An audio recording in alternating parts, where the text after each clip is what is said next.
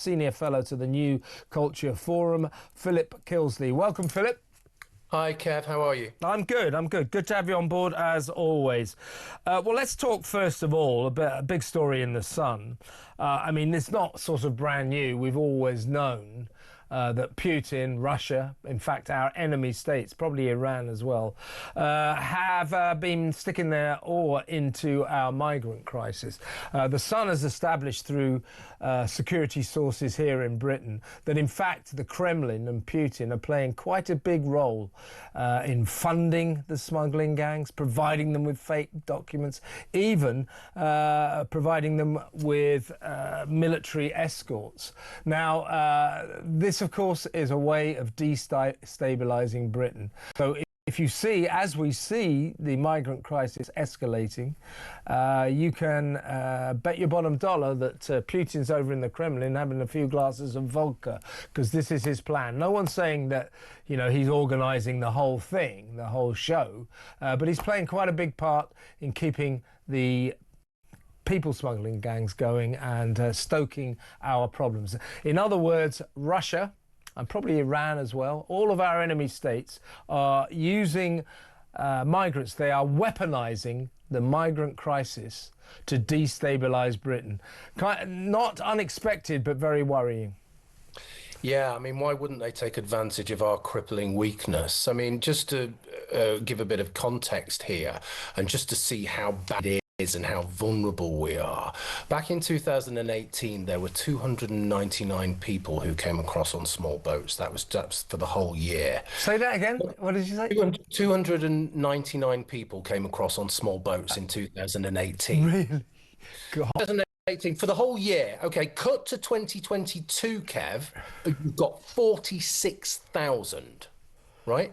That is extraordinary in terms of growth, and it's so incredibly terrifying. Now, I'm really glad, actually, that we are beginning to talk about the assault on our borders in terms of warfare, because I think that's precisely what it is. It is a kind of modern warfare, and the result of all of this stuff is the destabilizing, as you've just said, of our cities and our society and our culture. Why would a hostile power not do this? I mean, it's the obvious thing to do. You send agents in, you indulge in as much chaos and catastrophe as you possibly could do. But the problem is, what do we do? How do we respond to it? Well, we look at our armed forces and we say, oh, well, there are too many white men in the RAF, so we need to get rid of those. We need to be more inclusive in the army. We need to be trans-friendly. You know, those people in Russia, they're not trans-friendly. They don't care, right? Yeah. They don't care.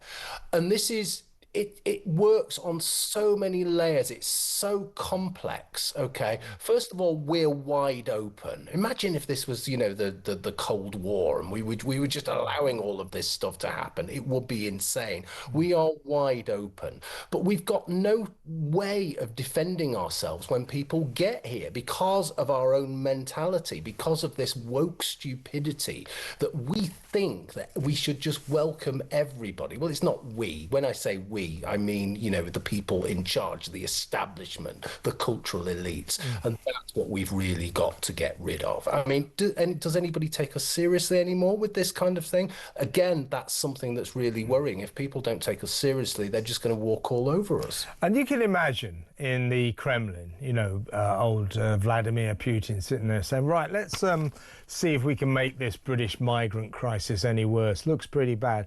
How's it go there then? Do they stop the boats? Do they turn the... No, they don't stop the boats. When they get to Dover, to the southern coast, after the 21-mile voyage in illegal boats, small boats from France, do they detain them? Do they deport them? No. They put them in 4-star hotels and give them £50 a week. They give them benefits. They give them free dentists, free doctors, free lawyers to fight their case to stay. You can imagine the Russians in the Kremlin going, they do what? I mean, we are a laughing stock. This is so ridiculous. But, you know, government after government after government for the last 15 disastrous years have looked at this problem and refused to confront the obvious solution. Don't let them in. Don't let them get here. Why can't they show just a little bit of resolve and say from now on, migrants, illegal migrants, don't get into this country? They turn up without passports. 90% of them don't have passports. At the very least, we should say, you've got no documents. I'm sorry. That negates your right to claim asylum. So bye-bye, go home. I mean, but no, we just say, oh, do come in. We don't know anything about you. Oh, you're going to go off and rape someone, are you? Because you come from a country where they're a little bit more relaxed about that sort of thing than we are in Britain. You know, these migration policies, as we've discussed before, have turned this country into a dangerous place for women. That is an absolute scandal, And now we learn that from abroad, our hostile countries that don't like us are looking at the catastrophic mismanagement of this soaring crisis and going, well, it'll be a bit of fun to make this worse, won't it? And I'm sure they're doing that with consummate ease. By the way, we're talking about the gangs. They're helping the gangs. I thought Keir Starmer was going to smash the gangs. It's pathetic, isn't it? Well, I mean, how long have we been talking, I mean, the two of us, how long have we been talking about Keir Starmer smashing the gangs and it's not been happening? But it's all of those things you describe. But on top of that, there is this culture, there is this etiquette that says if you complain about any of this stuff, then you are a racist and you are ostracized. So we have this mechanism, don't we, built into our society that is like an inbuilt bomb that's almost suicidal, that is just, there's something about the last 10 or 15 years. I mean, it stretches back much further, but there is something about the last 10 or 15 years. We are going headlong, full pelt into a brick wall. We are literally trying to kill ourselves as a society. And it feels as though now, only now, way too late, there is something. I mean, we're going to talk about the projected voting intent for reform and all the rest of it in a few minutes. But there is something now where people are, it's a combination of two things, right? They are frightened and they are angry, and that's a very potent combination. And I'm glad people are feeling like this, because I'm just looking at what we've got on the screen there.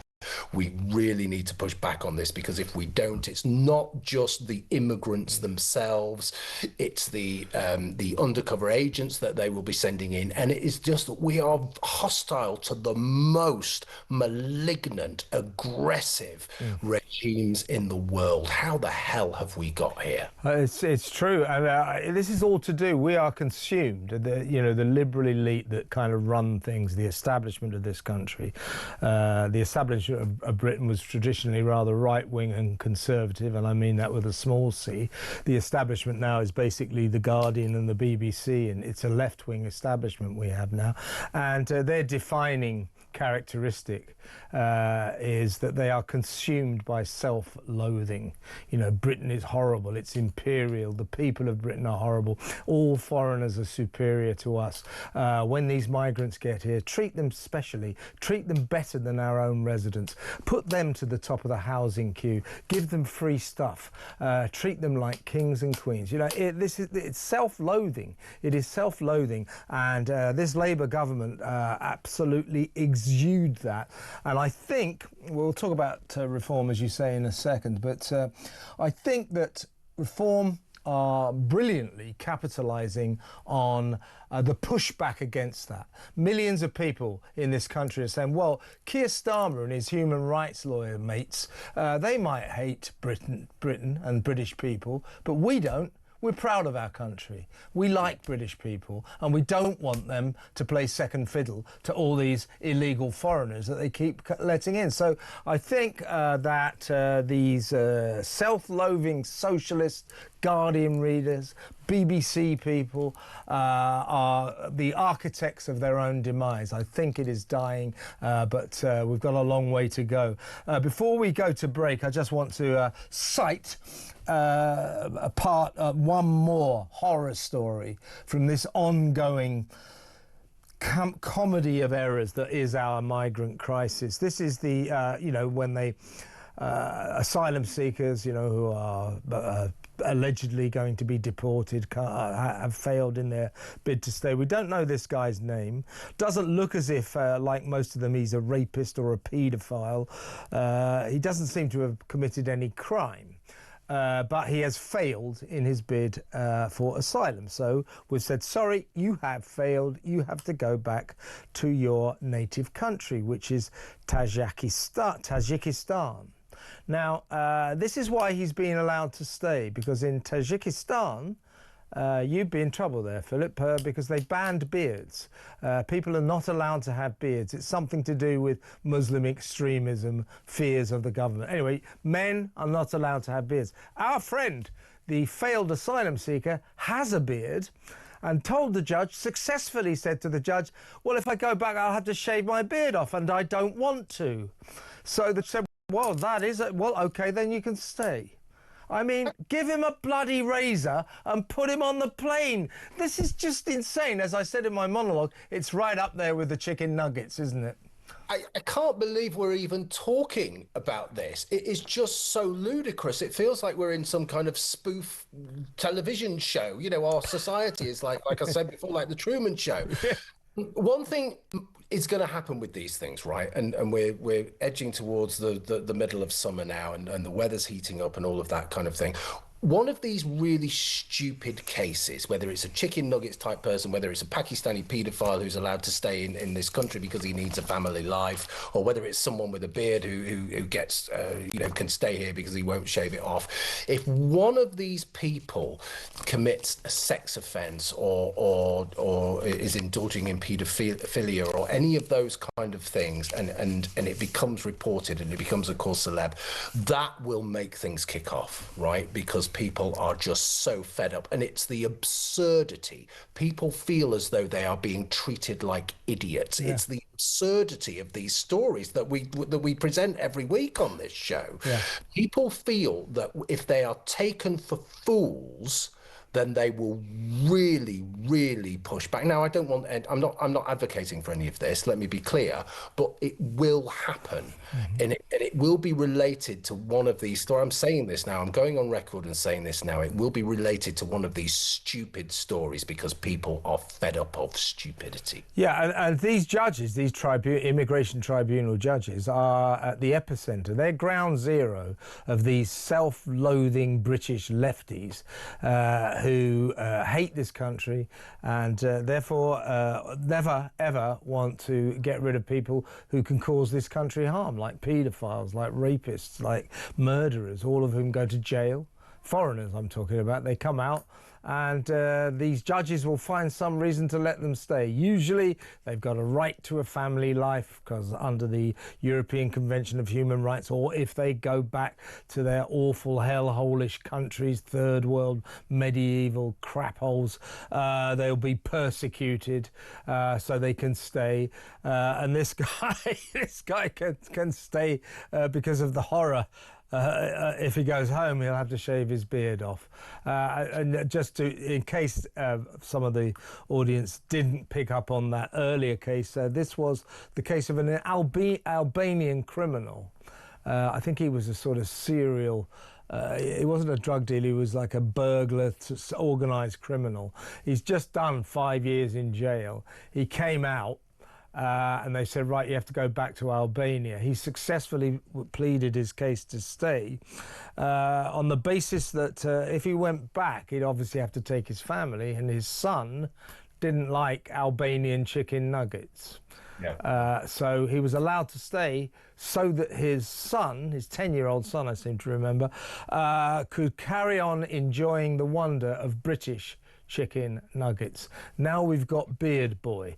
I mean, this is getting so ridiculous. As I say, it is born of the fact that these judges, all the people in the BBC, all the Guardian readers, all the people who live around where I do in North London, they are self-loathing haters of Britain. That's the problem. And those of us who like this country, who are proud of this country, I think we've got to fight back.